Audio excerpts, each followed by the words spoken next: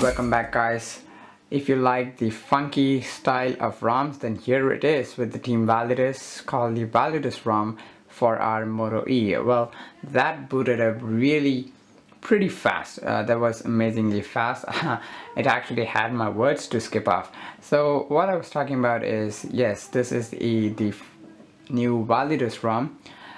Basically, it's for the people who like customization and funky look. As you can see with the boot animation, how fancy it was, rather than the mainstream of being normal.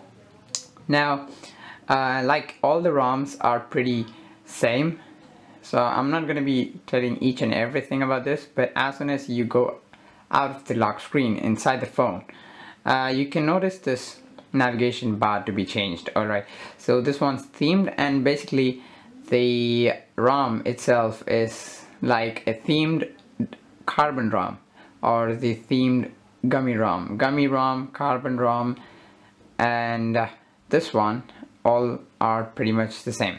The ROM is pretty fluid. So far I haven't noticed any bugs, but yeah, here and there I do get a few force stops. Now, talking about the ROM, so here's the app drawer. I don't have any apps installed, neither the Google apps. You need to flash the gaps for that. So we have something called the Validus settings for this. In the app drawer you can see a few things like the Omni switch, which is also available in the carbon ROM. So talking in brief about this, it's just a quick task app drawer, or whatever you call it. You can quickly pull down the apps wherever you are. So that's a good use of this one. It's also there in the carbon ROM. If you don't know how the carbon ROM and the other ROMs that I mentioned just now looks like, then head towards the description below to check out those videos also. And let's check out the Validus settings actually. So here's the notification drawer. We have the option to add new tiles. So not bad. Alright, so here's Validus settings. You also get the expanded desktop mode. Now let's go to the Validus settings. Alright, so here we get the option to customize the status bar. Interface includes the list view animation, the scrolling animation basically. So it's like that. Alright, I'm just choosing a random one. Recent bar, recent panel, you can adjust it. So the clear all button is over here. You can clear it off. You can even add a RAM bar. So I'll be adding a RAM bar there, like that. So it's pretty useful in that. We also get the dynamic status bar with this, which is pretty cool. We just get in the Paranoid Android, but now we are getting it in many of the ROMs. It's also available in the Pac-Man ROM. The review of it will be coming up soon, so do check out the channel and stay subscribed. So enabling the dynamic status bar and navigation bar, as you can see, it matches with the color of the application I'm inside. Can edit the progress star. I'm in progress bar style. Oh yes, so that's interface. Navigation bar, like this one's there. You can change the looks of it. You can add new ring targets out there. And then lock screen, we do get access to active display. Pretty sweet. In general, about the lock screen, we have the 8 slider targets and many more. Notification peak, we also get the lock screen notifications there, and can set multiple targets in the lock screen. That's pretty sweet. We also get the access to widgets actually. Okay, so this is the Pi control. I'll be coming to it pretty soon. We have the access to the camera, like that, and that was lock screen, and here's the Pi. So I've enabled it.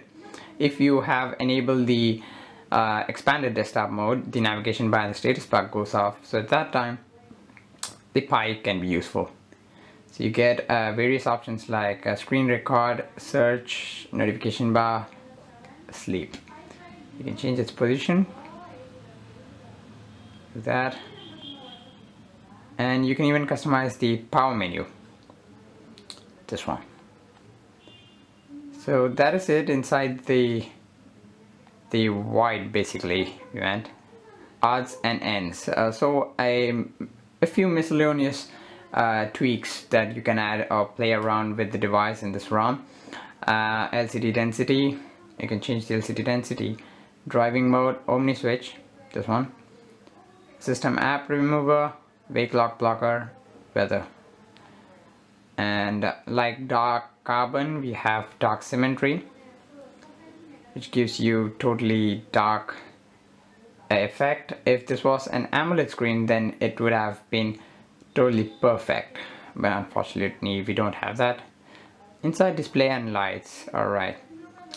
Screen recorder, we have the option of screen recorder. In the app drawer you saw the screencast app. Either you can do activate it by going there, or by activating it inside display and lights. For now we don't have the apps to SD support, I guess, so that's a major con, because Moto E lags with internal storage. And that is it pretty much inside the settings, I must say. Something interesting out here is that you have multi-window support. What I mean, like this. You either bring a window popped out like that, or just by long pressing it you get the float view. So we have two windows open. That's just pretty great. Alright, let's open it up again. Here, then Omni switch again, and that is it. So I can handle both of them by just keeping one at the left and the other one at the right, and I can play around with both of them. So each of these directories open up in small windows, multi-windows. So that's a big awesome tweak added to this ROM. So great work by the dev. Do support the dev by getting towards the XDA link and downloading this ROM. And also let me know in the comments below what kind of videos I should make. So this was it about this ROM, and I will talk to you guys in the next one with another awesome video. But for now, let's also check out the shutdown animation. Look at that. That's again a fancy one. So thanks for watching, guys. Do subscribe the video if you haven't subscribed yet, and I'll talk to you guys in the next one.